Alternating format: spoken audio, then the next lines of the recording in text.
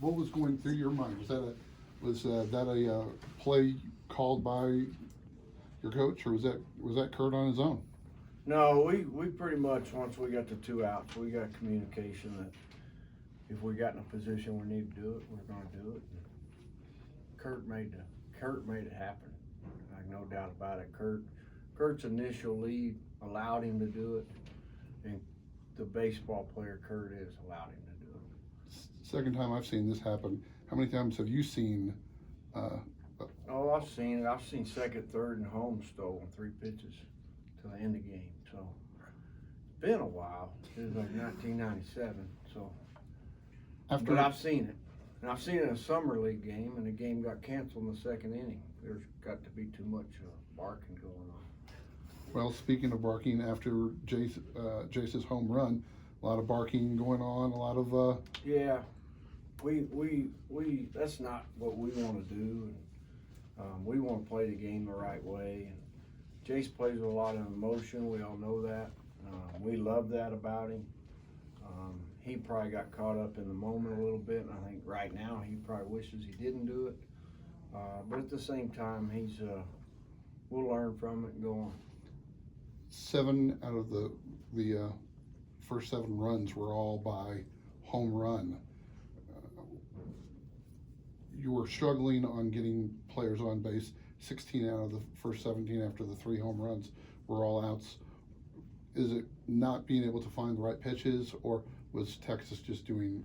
No, I really, so you're getting on base if you're going around and touching all 4. That's really the idea. And so, I mean, if you could draw that up every day and get your 3 home runs, you probably would. That'd be fine. And so, I really thought guys did a pretty good job of doing what we asked them to do today, offensively, and I thought Hanson was really good. I thought they played really good defense behind him, and that's kind of what you get there. I mean, but yeah, I mean, Easton and Jace and Hudson. I mean, those were there was a lot of good at bats in the game, and but hitting's you're just not always gonna get a hit. It's a tough game. Last one for me. What does it say about your pitching staff letting 10 Texas runners left on base, being able to come out with second and third and other positions, and being able to shut things down? Yeah, I thought all those guys really had a hand in everything. Thought Bridges and Sanders threw the ball really well. Thought Clark threw the ball well. Obviously Melendez, I mean, he can do that to anybody. And same thing with the guy hitting in the 7, Messenger. And so again, that's I thought all those guys threw the ball fine. And Trenton will bounce back. We'll go right back to him. Was anything wrong with Durden tonight? Was he available? No, he was available. Just didn't use him. Well, what does it say about Sanders' development, that he is in as high a leverage a situation as possible, that you have the confidence to have him out there when you had him out there tonight? His development, his progression. Well, I mean, it's all these guys are in a different spot. I mean, I think we're in week 6 right now. He's been on the mound for 7, so that's basically 2 months now, and he's finding some rhythm to what he's doing. He made some pitches, and he's got some confidence. And the cool thing about Josh is it's a different angle, and it's a little bit tougher to pick up. On the steal at home, and Nixon basically never looking up when he comes set. Yeah. At what point did y'all pick that up? Is that something y'all had seen in scouting before in series previously, or is that something you're becoming aware of while he was on the mound tonight? I would tell you that I thought we could steal home on their left-hander. He goes out of the windup a lot. Nixon, I really thought we could steal second and third, more so than home. But if you can steal second and third easily, you can probably steal home too. So I guess it all just kind of added up.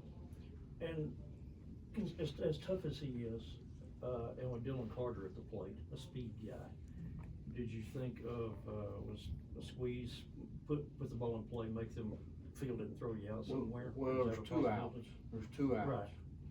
So no, we weren't really thinking. I mean, we thought about it. You try to think through all those things. You think if that's a good high percentage play or not, and really wanted to give Dylan, you know, three shots at it. And yeah, anytime Dylan Carter walks to the plate, you run through your head, drag and push every time. What you like to get to is where he's running through his head. He's executing it every now and then. That's really anybody that can run like him, kind of like their guy that played left tonight. I mean, he's a guy that can really do that. And anybody that's a table setter, you would like for them to, you know, start looking at those options for sure. How big of a factor was the crowd tonight, and just kind of how they stuck with you guys for the entire game? Because this game kind of had that June baseball type of atmosphere, so just kind of touch on the crowd tonight. Well, let's see. I mean, I really like to think it's a March 25th type of atmosphere in Lubbock, Texas. I mean, we've had good crowds around here for a long time, and we love our fans. We appreciate it. Obviously, the guys, I mean, feed off of it. I mean, when you got a guy, obviously, guys feed off of it. If you couldn't tell in the first inning, and it's the first time we've seen it. I mean, really this spring, and we appreciate them coming out, and it looked like a packed house to me, and they were loud, and that doesn't make it easy on the other team by any stretch of the imagination. And I think I might have heard some Longhorns cheering too. Did y'all hear that? Yep. I kept thinking for every now and then, I was like, man, they're kind of loud too, so maybe we need to add some Red Raiders tomorrow.